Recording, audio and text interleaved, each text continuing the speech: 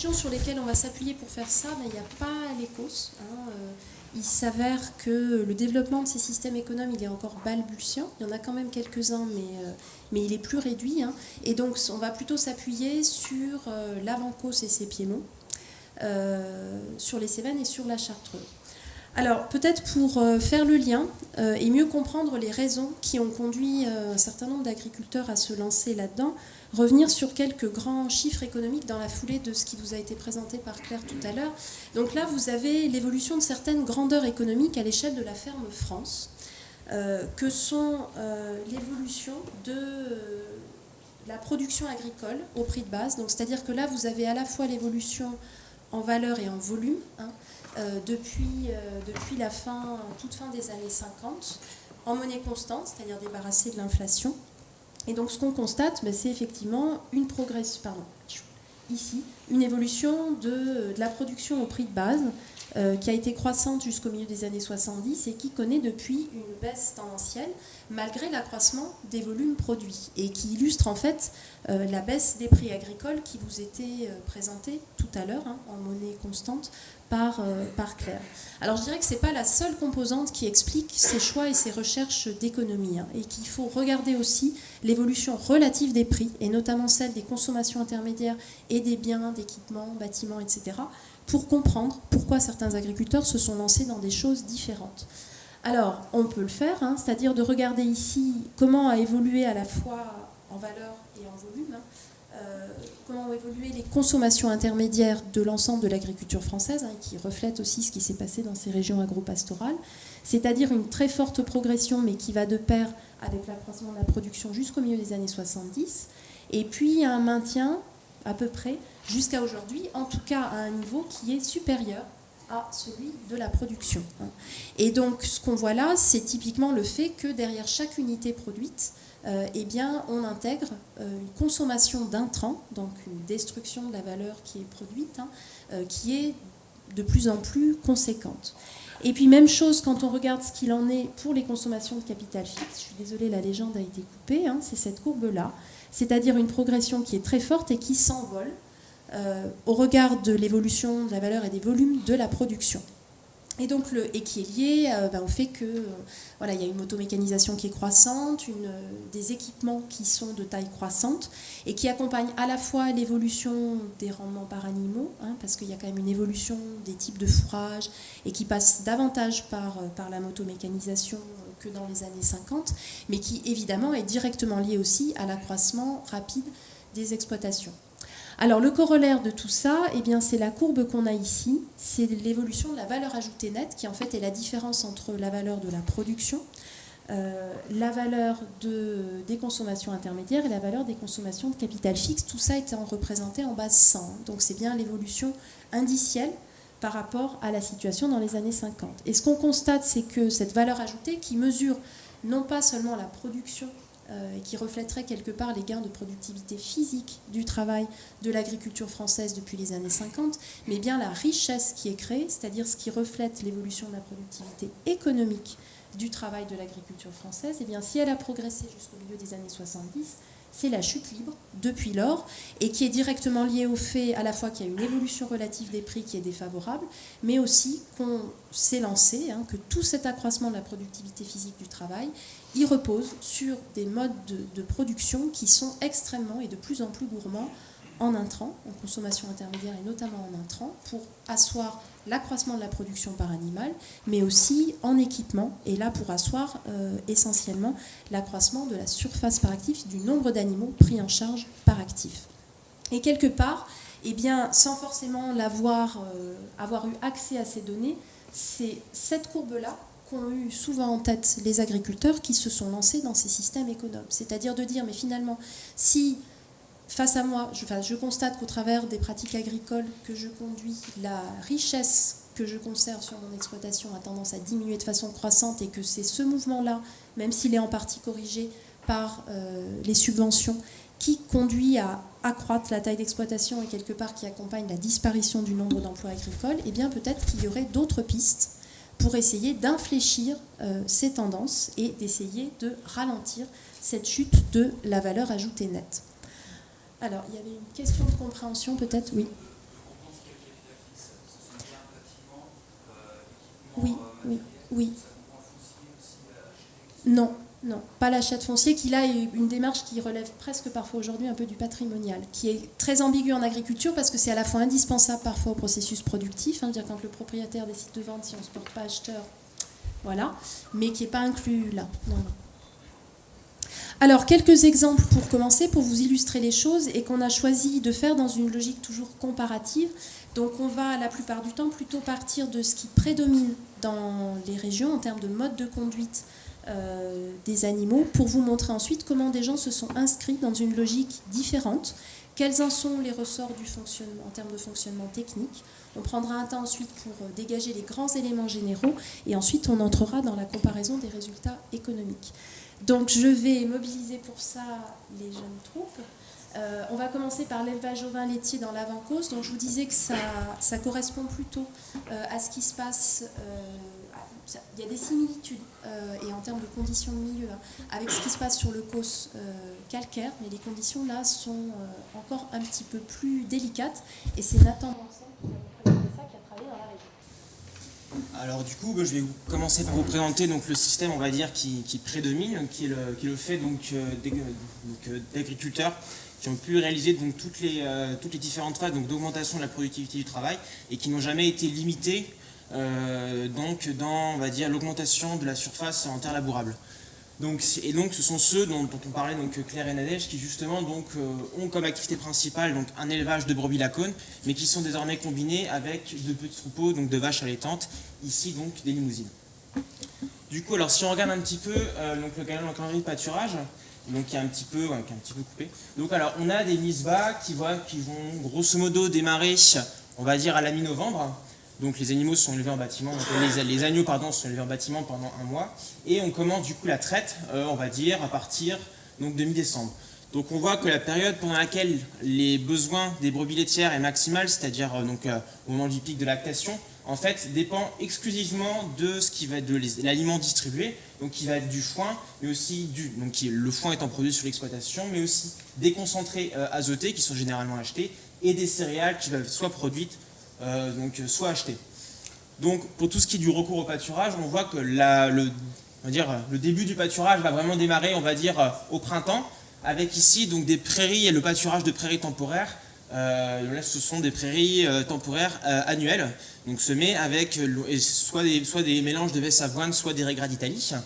Mais on voit qu'en permanence, même pendant la période de pâturage de ces prairies, du foin continuera à être distribué, et également le concentré et des céréales, même si c'est en quantité décroissante au fur et à mesure que la production laitière par brebis donc, diminue. Les brebis sont taries grosso modo à partir de la mi-juillet, donc c'est à ce moment-là du coup qu'elles ont les besoins les plus faibles, et c'est à ce moment-là du coup qu'elles vont commencer à basculer donc, sur donc là c'est pâturage, parcours et bois, donc les parcours dont on parlait tout à l'heure. Donc c'est la période pendant laquelle les besoins des brebis est le plus bas, et on voit que malgré ça, les brebis continuent, même pendant la période de tarissement, à être alimentées avec du foin, généralement le plus mauvais foin, et des céréales, ce qui fait que maintenant les animaux dépendent en permanence de l'alimentation qui est distribuée. On a au final un recours au pâturage des parcours qui est extrêmement restreint, et ce qui explique pourquoi ces pâturages sont désormais quasi exclusivement pâturés donc par de petits troupeaux de vaches allaitantes. Et du coup, à rebours de ça, on a eu d'autres exploitations qui, elles, ont été bien plus limitées dans l'accès aux terres labourables et qui, du coup, ont mis en place des stratégies complètement différentes. Donc là, on peut comparer donc, les deux calendriers de pâturage. Donc, ce sont des exploitations donc, au niveau du rendement laitier qui va être à peu près similaire par rapport à brebis, voire légèrement plus élevé. Donc si on adopte la démarche, si on compare vraiment, donc on a des mises bas qui sont légèrement plus tard, et on a aussi ce qu'on appelle, on a une sous-exploitation du potentiel génétique des brebis de manière à décaler légèrement le pic de lactation qui aura lieu un peu plus tard, de manière à un peu plus étaler la production laitière sur le moment où les brebis vont pâturer donc les parcours. Donc on a, en termes de concentré et de céréales, il y a peu de différence. Là où on va avoir le plus de différence, ça va être au niveau de la quantité de foin distribué et le recours au parcours. Donc à la différence du cas précédent, on n'a pas de prairies temporaires annuelles semées, mais donc pour la mise à l'herbe, donc des céréales pâturées, donc qu'on voit peu, mais qui représentent le petit morceau juste ici, donc pour permettre la mise à l'herbe. En revanche, dès le mois de, on va dire, le début du mois d'avril, les brebis, donc tout en continuant à être quand même à fourrager, il y a quand même un peu de foin qui est encore distribué, vont basculer donc sur les parcours, et donc du coup les parcours vont continuer à être exploités pour la production laitière. Donc à raison donc, du décalage du pic de lactation et donc d'une sélection aussi sur les brebis sur la persistance à la traite, du coup on a la traite qui va se poursuivre grosso modo jusqu'à la mi-août, alors qu'elle s'arrêtait en fin juillet dans le système précédent. Donc du coup on a quand même donc, toute cette partie-là donc de la lactation, bon c'est quand même le moment où il y a la production diminue, mais qui dépend quand même encore des parcours. De plus, à la différence du système précédent où les brebis sont alimentées en foin et céréales même pendant la période de tarissement, on a toute une période pendant laquelle les brebis vont dépendre exclusivement du pâturage pour la production. Alors ça va être entre autres permis grâce à certains écosystèmes particuliers. Par exemple, pour le passage de l'été, c'est via l'accès à ce qu'on appelle des landes à fougères, qu'on va trouver sur des terrains volcaniques.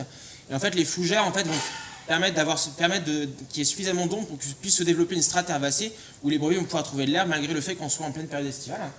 Et ensuite, donc ça c'est plus pour l'été, et tout l'automne va être passé, on va dire, davantage dans les bois, où les brebis vont pouvoir trouver comme ressource des glands, mais en particulier donc, des châtaignes, donc le pâturage des brebis sous châtaignier.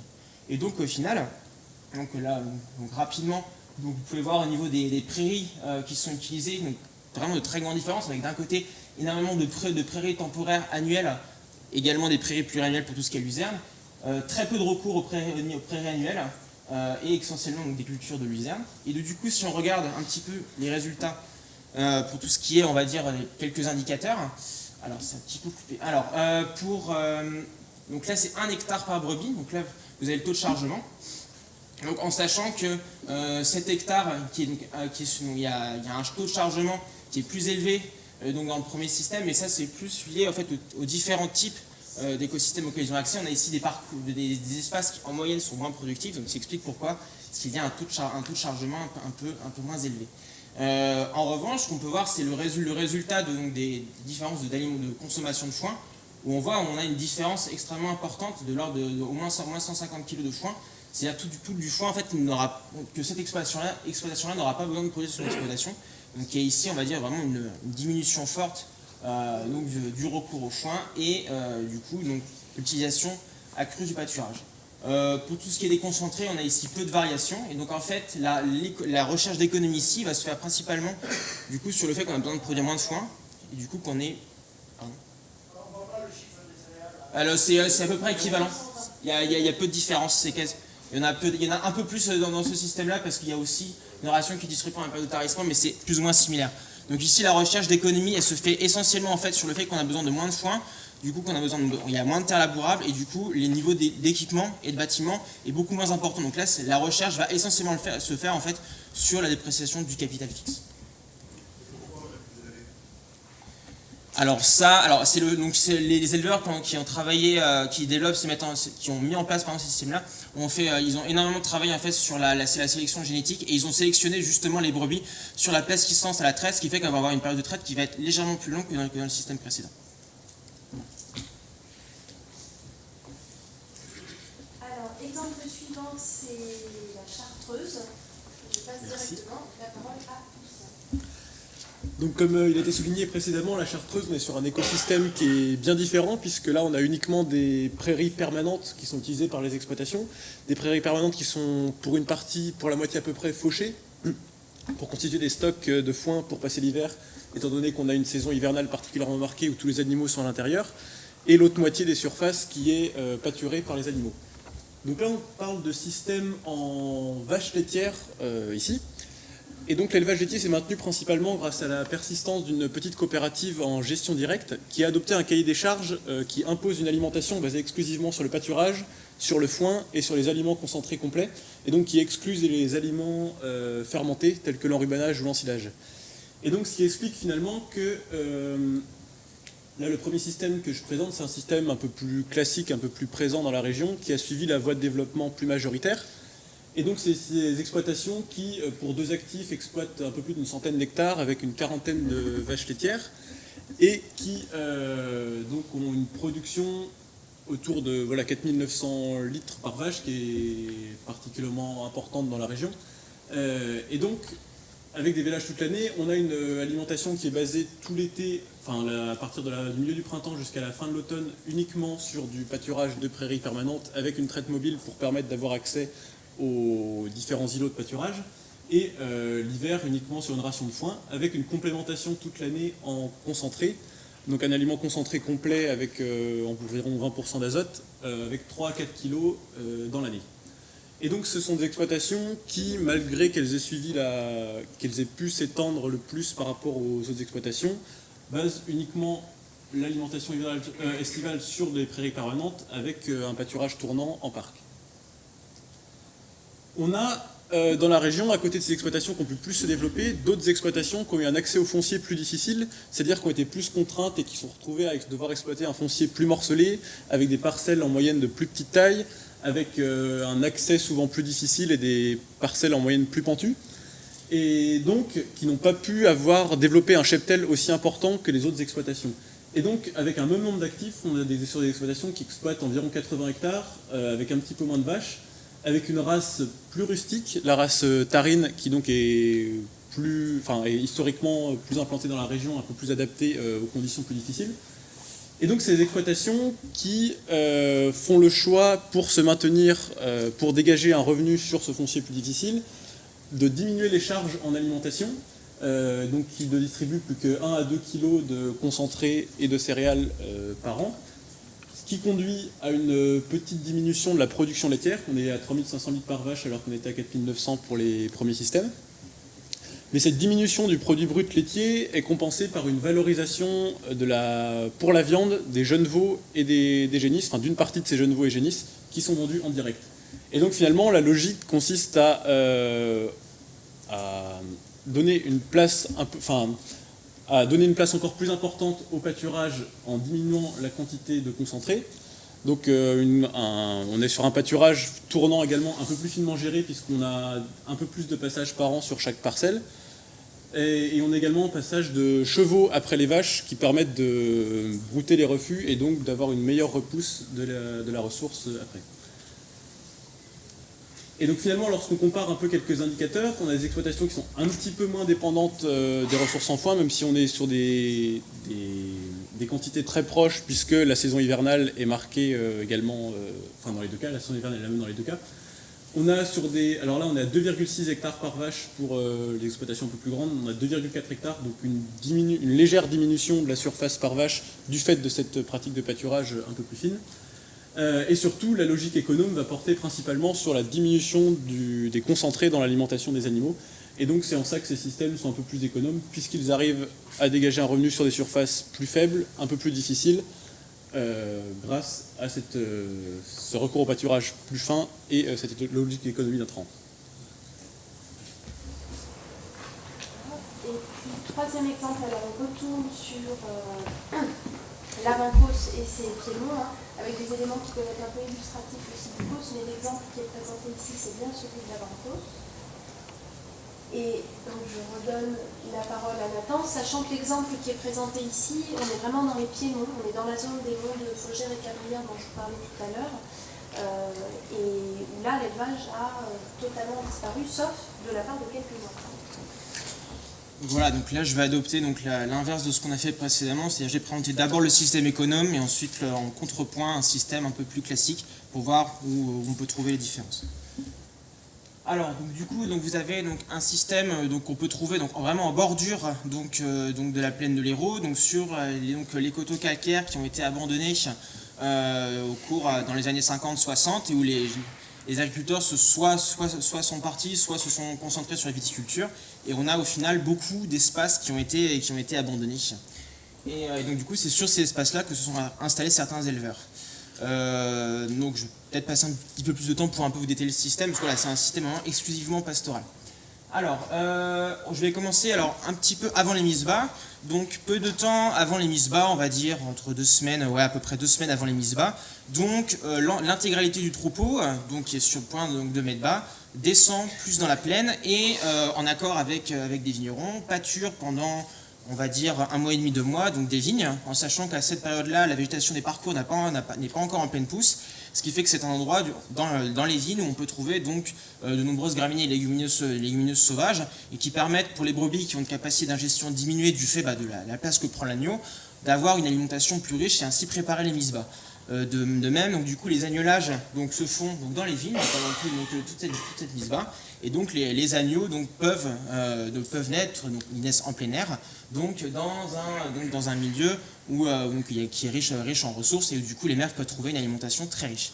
À partir du moment en fait du débourrage des vignes, donc on va dire grosso modo à la mi-mars, donc l'intégralité du troupeau repart on va dire sur le siège de l'exploitation, donc qui est situé donc sur ces coteaux donc en garrigue. En sachant voilà, qu'il y a que donc à la différence par exemple, du système que je présenterai après, donc les jeunes, les agneaux seront conduits avec le troupeau, les agneaux ne resteront pas en bergerie, ils iront avec les mères sur les parcours.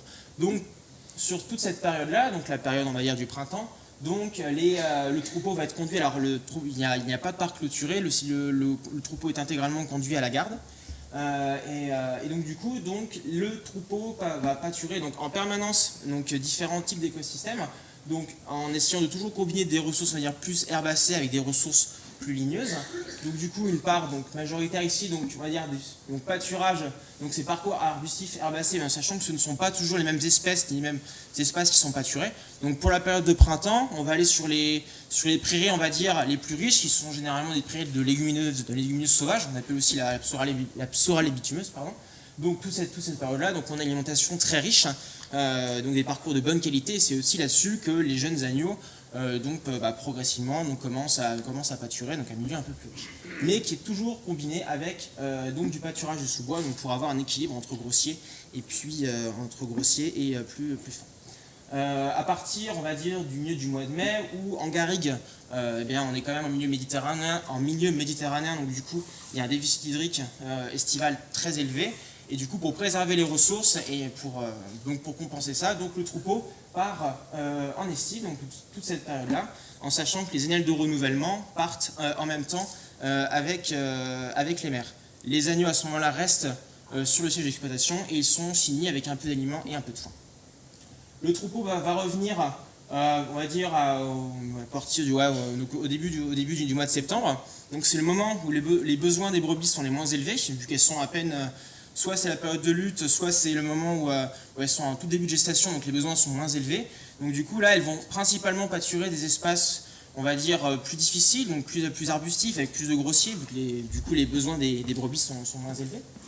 Et donc sur toute cette période-là, donc des éléments grossiers, mais aussi donc des parcours aussi, on va trouver pendant toute la période hivernale, des parcours qui ont été, on va dire, qui n'ont pas été pâturés au printemps, des espaces qui ont été mis en report sur pied, et grâce à certaines espèces, donc les deux principales ici ce sont la brachypode rameuse et la filante de Montpellier, donc deux espèces de graminées qui en fait sont des espèces à croissance lente, du coup qui ne faut pas pâturer au printemps et qui du coup en revanche resteront disponibles pour le pâturage, y compris en hiver. Donc du coup ce sont pendant la période hivernale où les zones de report sur pied seront à ce moment-là pâturées. Dès le début, on va dire du printemps, en fait, ici la question ne se pose pas, mais du coup, au printemps, donc ces espèces ne seront pas pâturées, seront justement conservées pour la période d'après. Donc ici, vous pouvez voir que sur ce graphique ici, en fait, le foin ici n'est pas apparent. Le foin est en fait, en théorie, les brebis pourraient se passer complètement de foin. Les rares fois où il y a un peu de foin, c'est soit il fait vraiment trop mauvais pour sortir, ou alors quand l'éleveur veut prendre une pause. Le foin qui va être utilisé va en fait exclusivement utilisé pour l'engraissement des agneaux. Et de même, vous avez aussi un figuré concentré qui ici en fait n'apparaît pas ici. Donc on a en fait des brebis qui ne sont absolument pas complémentées. Afin donc, de mieux valoriser le milieu, on a aussi là je ne l'ai pas dit pardon, du coup ce sont donc on a ici aussi le choix d'une race rustique, donc la rouge du Roussillon, qui permet justement de bien valoriser ces parcours. Donc il n'y a pas d'éléments de comparaison d'éleveurs qui sont placés exactement dans les mêmes conditions, vu que ces systèmes généralement sont les seuls dans leur cas. Du coup, si on fait une comparaison, si on monte un petit peu plus haut, et qu'on compare avec un système un peu plus classique, donc des agneaux de bergerie, donc en termes de conditions du milieu, donc on est sur des espaces un peu plus favorables parce qu'on est un peu plus au nord, donc avec un déficit hydrique estival un peu moins marqué. et avec un hiver un peu plus rigoureux, mais voilà, toute proportion gardée. En termes d'accès on va dire, aux ressources, c'est également principalement des parcours avec peu de terres labourables, et avec donc, du coup des terres labourables et aussi un peu de prairies permanentes, mais qui sont ici fauchées pour faire du foin. Alors d'abord, vous avez des mises-bas qui sont un peu plus tard, qui sont on va dire, plus au mois d'avril. Donc là, vous avez une période, en fait, les agneaux naissent en bergerie, ce qui fait que vous avez la période qui est ici, en fait, où l'intégralité enfin, toutes les brebis sont élevées en bâtiment pendant un mois au moment des mises-bas. Puis ils recommencent à sortir après. Donc les agneaux vont rester en bergerie pendant 4 mois, où ils seront alimentés avec du concentré et du foin. Les brebis sont, elles, complémentées pendant toute la période de gestation et pendant toute la période d'allaitement, donc 8 mois au total. Et vous pouvez voir, donc, par rapport au système ovin laitier que j'ai présenté précédemment, donc, vous pouvez voir qu'il y a quand même une période où, de fait, le pâturage des parcours, enfin, pendant toute l'année, le pâturage des parcours et des bois reste présent, bien plus que dans les systèmes ovin laitiers. Il y a même une période pendant laquelle le pâturage dépend exclusivement, enfin, l'alimentation des brebis dépend exclusivement du pâturage, des parcours et des bois, mais un recours quand même au foin assez important, et en particulier des concentrés, qui vont peser très lourd donc, dans la balance quand on regardera les résultats économiques. Du coup, si on regarde au niveau du taux de chargement, donc là c'est 1 hectare par brebis, donc qui n'est pas apparent ici, donc vu qu'on est dans des milieux un peu plus favorables, donc avec un taux de chargement un peu plus élevé, donc ça explique la différence entre ces deux systèmes. Donc 8 mois de pâturage par an contre le pâturage en fait toute l'année. En termes de quantité de foin, on peut voir la différence entre d'un côté donc 300 kg de foin par brebis et par an, avec 50% d'achat vu qu'on est assez limité en fait en terre labourable. Donc le foin étant ici pour les brebis pendant en fait une partie de l'hiver et on va dire le début de l'été, et donc pour l'engraissement des agneaux. Contre 50 kg de foin par brebis et par an dans le second système, en sachant que du coup c'est essentiellement pour l'engraissement des agneaux. Et quand on voit ensuite au niveau des concentrés, on a aussi pareil une différence de 1 à 5, avec d'un côté 150 kg de concentré par brebis et par an, en sachant que la quantité en fait correspond au niveau de concentré, ça prend en compte les concentrés pour les brebis et pour les agneaux. Et contre 30 kg de concentré par brebis par an dans le second système, en sachant que du coup les mères ne sont pas complémentées, donc l'essentiel de l'aliment ici est passé pour l'engraissement des agneaux. Alors pour faire un petit peu un bilan de tout ça, ce qui ressort, c'est qu'on est bien face à une autre logique de fonctionnement qui repose sur différents ressorts. Alors c'est déjà la recherche d'une alimentation équilibrée, ça c'est le cas pour tous les éleveurs, et adaptée à l'évolution des besoins du troupeau. Mais ce qui est très particulier ici, c'est que les agriculteurs qui se sont lancés dans ces systèmes essaient de jouer cette correspondance, cet équilibre entre ressources et besoins en mobilisant au maximum des ressources qui peuvent être pâturées. Alors ça suppose du coup, derrière ce recours, parfois aussi, et c'est une des richesses de ces systèmes-là, que d'essayer de se saisir de l'utilisation d'espaces qui sont plus difficiles, mais qui peuvent être extrêmement complémentaires à certaines périodes de l'année, et avec un effet derrière sur l'entretien de ces milieux qui sinon sont le plus souvent dans une situation d'abandon. Alors ça suppose aussi de construire une chaîne de pâturage qui couvre le plus largement possible l'année, avec des limites évidemment, et on en a vu en Chartreuse, qui sont bien entendu climatiques. Mais dans les cas où c'est possible, cette chaîne de pâturage, sa construction progressive peut s'étendre jusqu'au fait de ne plus avoir du tout recours à des stocks fourragers. C'est pas nouveau. Si on regarde dans le fonctionnement ancien de l'élevage, et il y en a encore des formes aujourd'hui dans d'autres régions que celles qu'on a prospectées, mais de l'élevage, c'était de jouer sur la complémentarité des écosystèmes, et y compris en allant chercher des ressources fourragères à l'extérieur de sa région d'origine, pour essayer de reposer au maximum sur le pâturage, voire jusqu'au pastoralisme pur. Alors, ça repose sur l'utilisation complémentaire de ces différents étages agroécologiques, de ces différents terroirs. Ça veut dire aussi parfois d'aller chercher ce qui se trouve juste à ses portes, c'est-à-dire que ce qui relève du pâturage sous vigne, les agriculteurs n'ont pas besoin d'aller extrêmement loin, c'est pas comme envoyer en estive ces animaux pour le faire. Ça veut dire quand même parfois néanmoins se déplacer, c'est-à-dire faire ça à la garde et en caravane, en se déplaçant jusqu'à ces vignes pour pâturer dessous, mais avec un effet qui est aussi très intéressant pour les vignerons qui s'associent à ces démarches. Un élément qui est aussi important pour construire cette chaîne-là, c'est de constituer des stocks sur pied, des reports sur pied, en mettant en réserve une partie de la végétation, notamment dans les régions où la croissance de cette végétation est plus lente, pour la remobiliser à des périodes qui correspondraient plutôt à des périodes d'étiage fourrager, où la croissance de la ressource fourragère est moins rapide. Alors, autre élément qui est très structurant et transversal à tous ces systèmes, c'est le fait d'avoir recours au pâturage tournant. Et on est dans une situation qui est parfois assez différente du pâturage tournant sur prairies temporaires d'association qu'on peut rencontrer dans le Grand Ouest, qui s'est très largement développé à partir des années 60 et qui préexiste encore aujourd'hui dans certaines exploitations.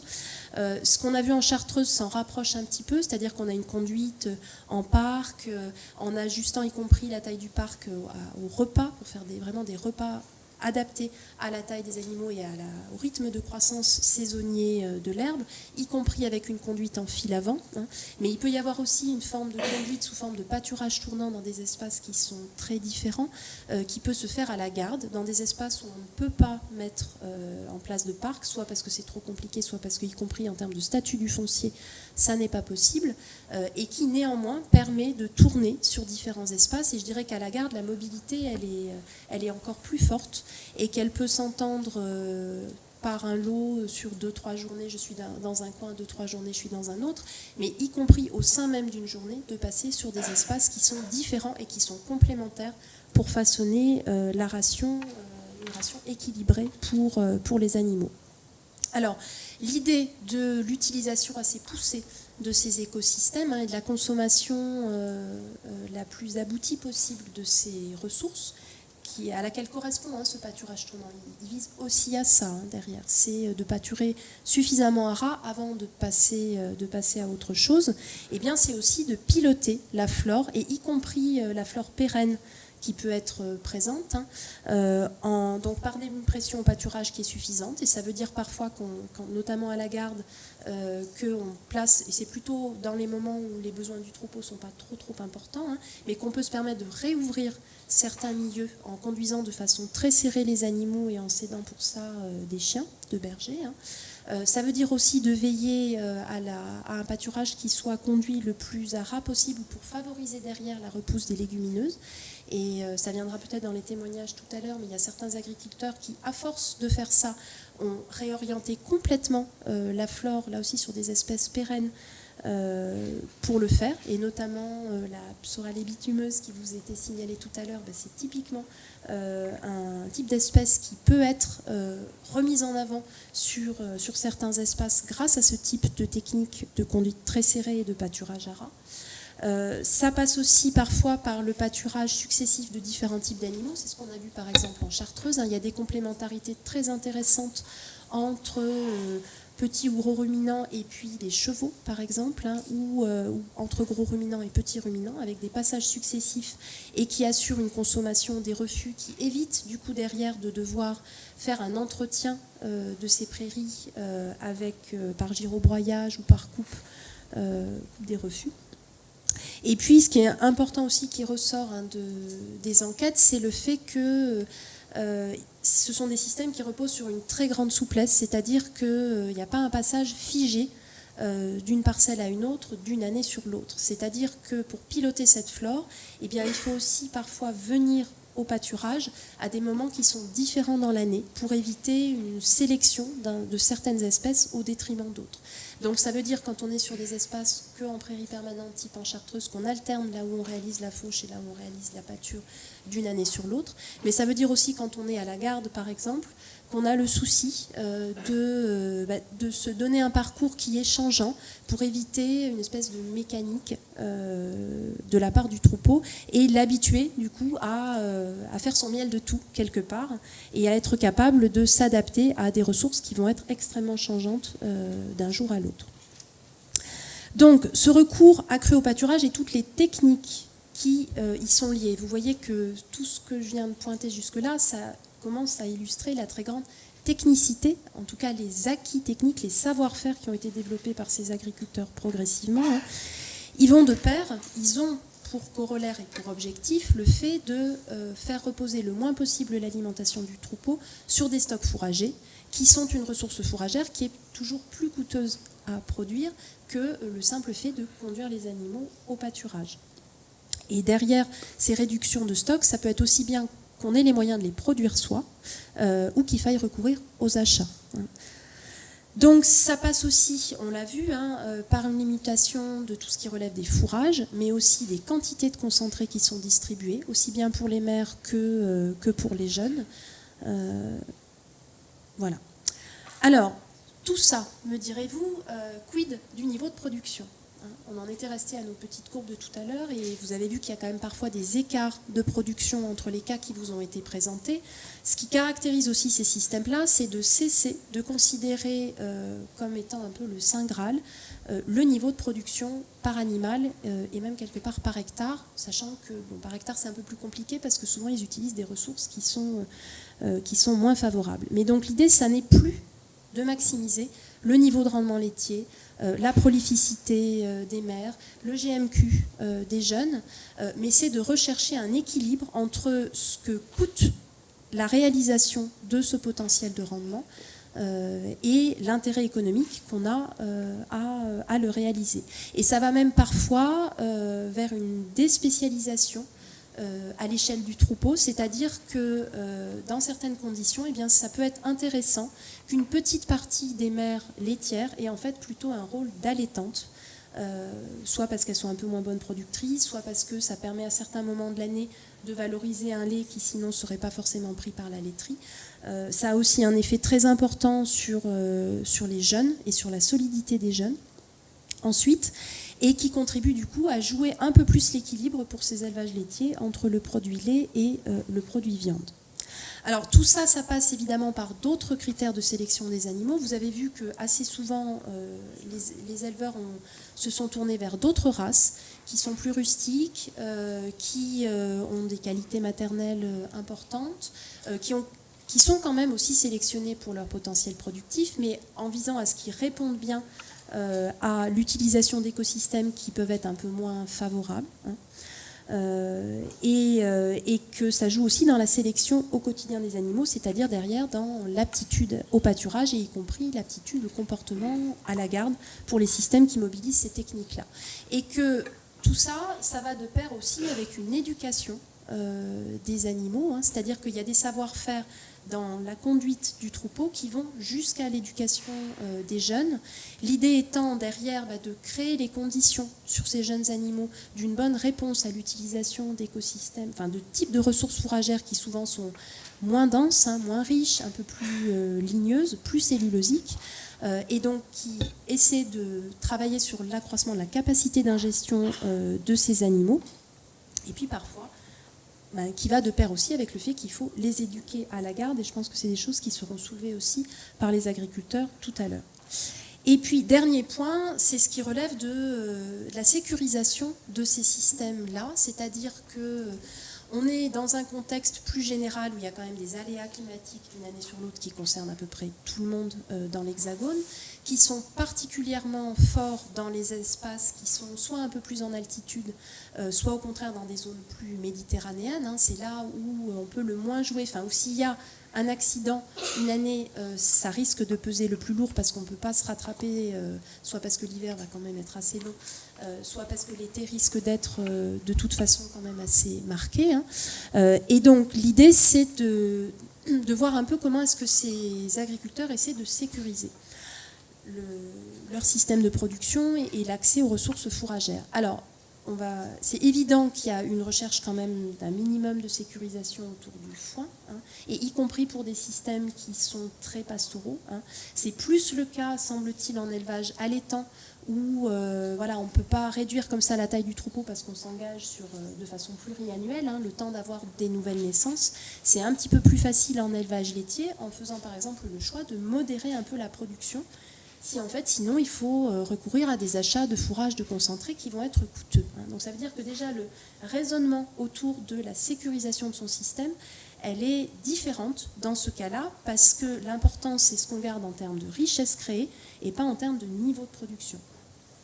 Il n'empêche que le fait justement d'avoir une pratique fine, de jouer sur différents écosystèmes et une technique anti-risque pour ces systèmes pastoraux. Et puis ce qu'on observe aussi, c'est que les agriculteurs qui jouent tout particulièrement cette carte pastorale et qui parfois alimentent les mers sans foin du tout, essaient de se constituer des réserves sur pied, et des réserves sur pied qui peuvent être pluriannuelles. Et c'est le rôle, par exemple, là dans les monts de Faugères et Cabrières, de la brachypode, qui en fait, pour laquelle on peut laisser la plante pousser pendant plusieurs années, et puis une année d'accident, mobiliser ces réserves-là, qui peuvent représenter jusqu'à presque 30% des parcours qui sont utilisés, et où les agriculteurs essaient d'aller le moins possible pour garder ça une année de saison difficile. Alors, quelques petites illustrations, et ça c'est Nathan qui a pris l'essentiel dans la totalité de ces photos qui va vous les commenter. Oui. On a démarré en retard aussi. Alors, du coup, la première chose, le premier élément donc, par rapport à ce que vient de dire Nadège qu'on peut retrouver, donc c'est le choix de la race rustique. Donc là, vous avez des chèvres du Rove, des vaches au braque et des brebis de la race rouge du Roussillon, donc qui sont des races avec des besoins un peu moins élevés, donc beaucoup plus rustiques. Un autre élément, donc, du coup, c'est un recours accru donc, au pâturage sur des espaces plus difficiles, plus embroussaillés, donc, comme sur ces deux photos. Ensuite, c'est le fait d'aller chercher des ressources qui seraient autrement pas valorisées et qui sont parfois à proximité. Donc là, vous avez l'exemple ici donc, de pâturage de brebis donc, dans les vignes. Donc là, c'est au tout début du printemps. Et le dernier élément donc, notable donc, illustré ici, donc, c'est le fait l'éducation donc, des jeunes animaux, avec donc, ici, donc, sur parcours, des agneaux donc, de la race rouge du Roussillon, donc, qui sont...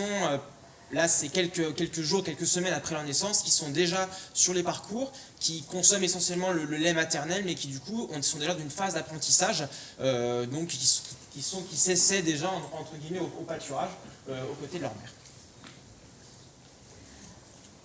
Alors, traduction économique de tout ça, vous allez voir que cette logique de fonctionnement qui est différente, elle repose aussi sur une logique économique qui n'est pas la même. Alors, je vais essayer d'aller vite. Donc ce qui ressort, et c'était tout l'intérêt de travailler à l'échelle des exploitations, des systèmes de production et pas uniquement de l'animal ou du troupeau, c'est que cette réduction, elle est des consommations intermédiaires et capitales fixes, elle est systémique, c'est-à-dire qu'elle concerne à la fois tout ce qui a trait à l'élevage, mais aussi à la production des fourrages et des compléments, aux dépenses vétérinaires.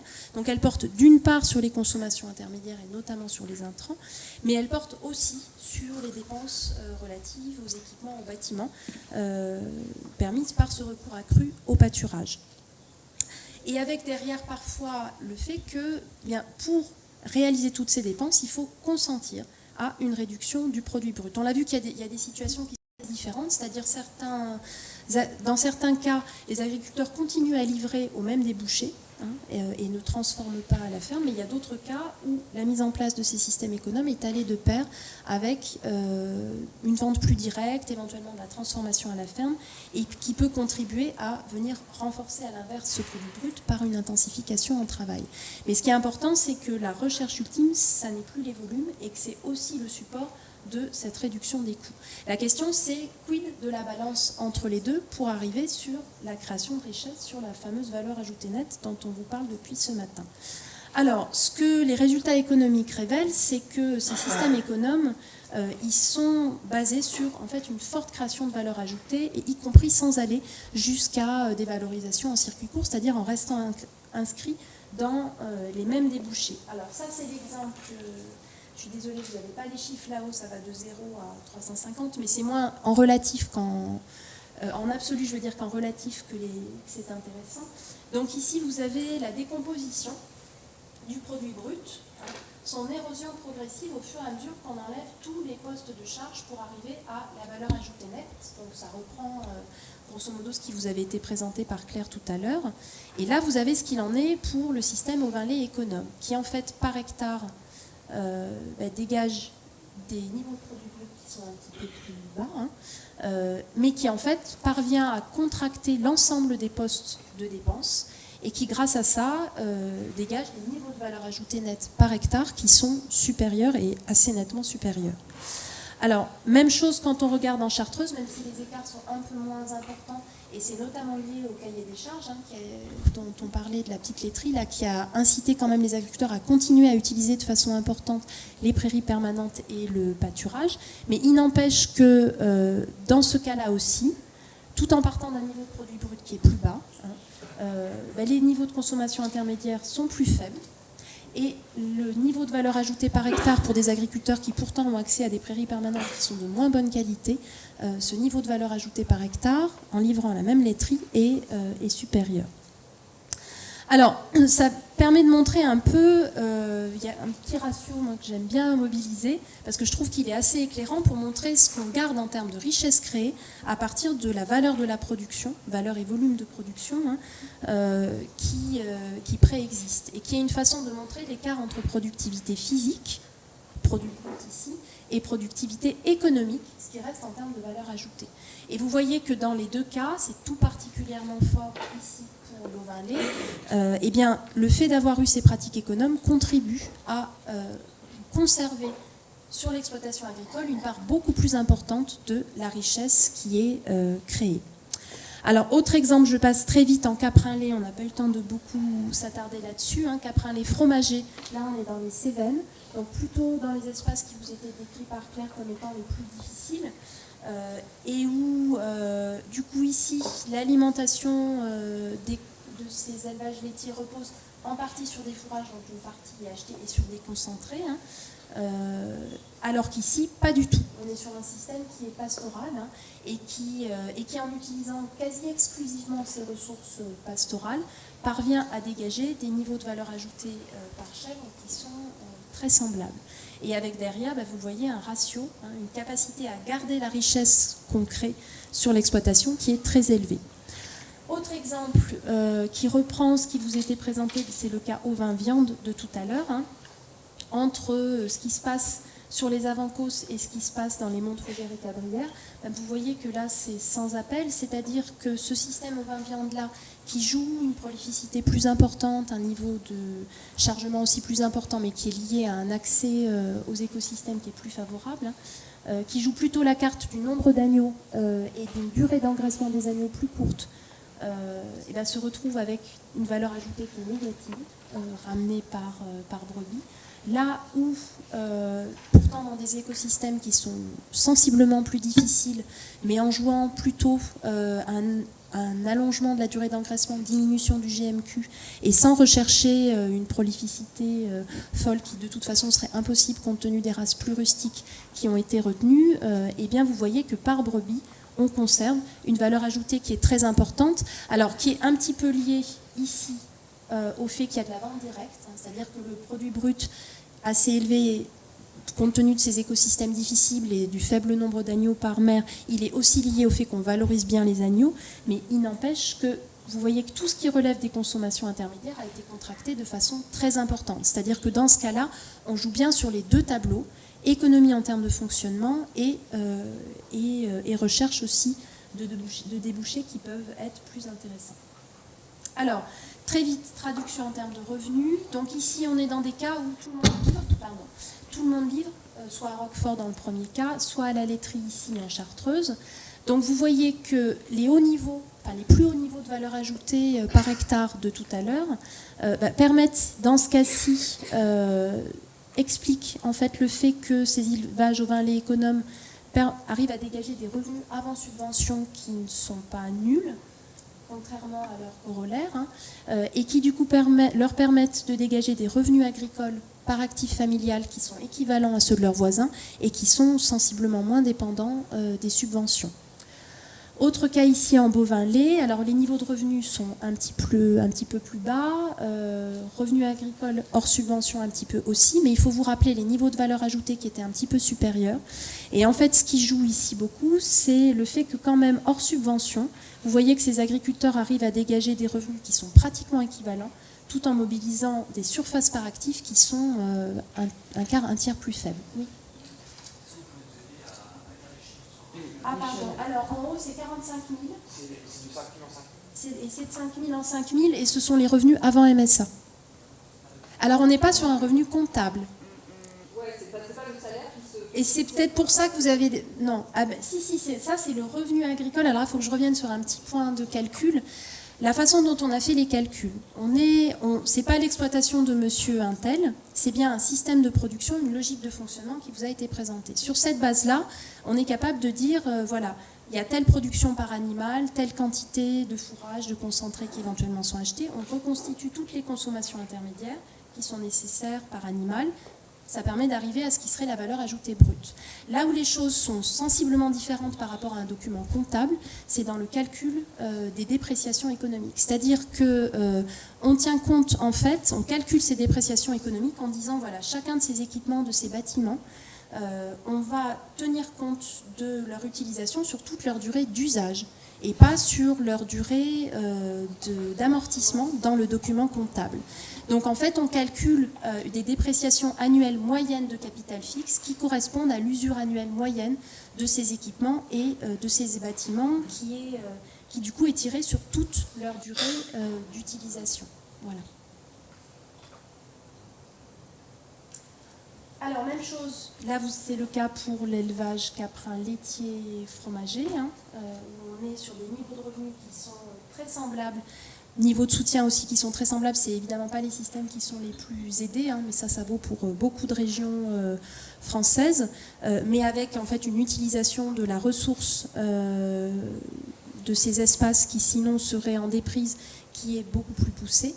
Et puis, dernier exemple, c'est celui que je vous présentais tout à l'heure, là, au vin viande, où vous voyez que du coup le revenu avant subvention est négatif, hein, que du coup l'intégralité du revenu dépend des subventions, là où le système au vin viande économe qui repose sur du strict pastoralisme arrive à réaliser la moitié du revenu de l'agriculteur indépendamment des aides. Donc c'est des systèmes qui sont aussi beaucoup moins aidés parce qu'ils ne sont pas dans les zones couvertes par l'ICHN. Hein.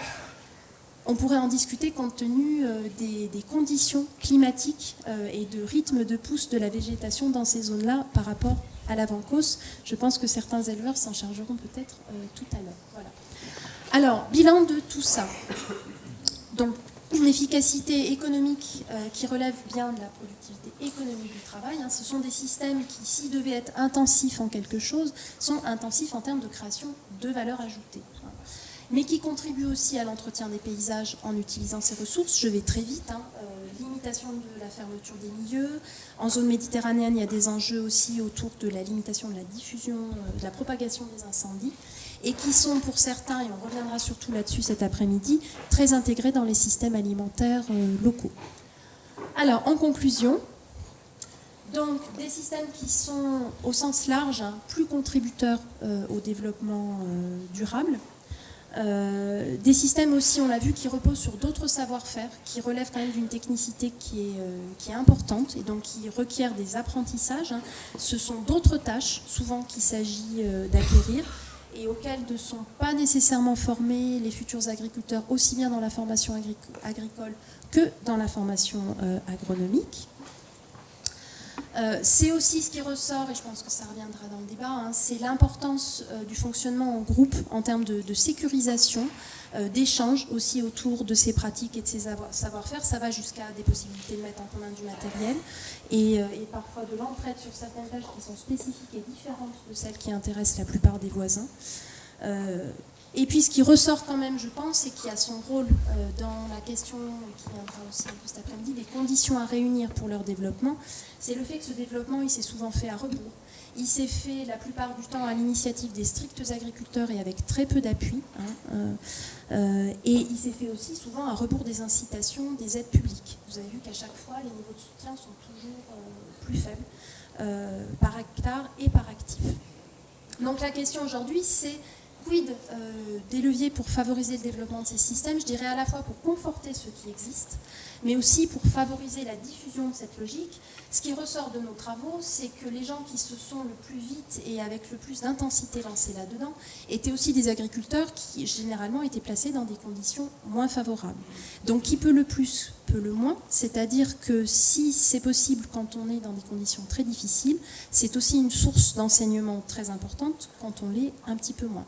mais que ça veut dire peut-être de réfléchir à tout un ensemble de thèmes qui relèvent aussi bien de l'appui technique, de l'accès au foncier, et des politiques agricoles et de la recherche de débouchés.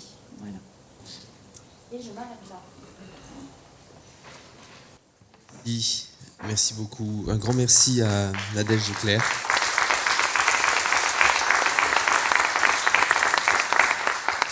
Un grand merci aux étudiants et un grand bravo à vous deux qui avez mis une belle énergie dans vos présentations.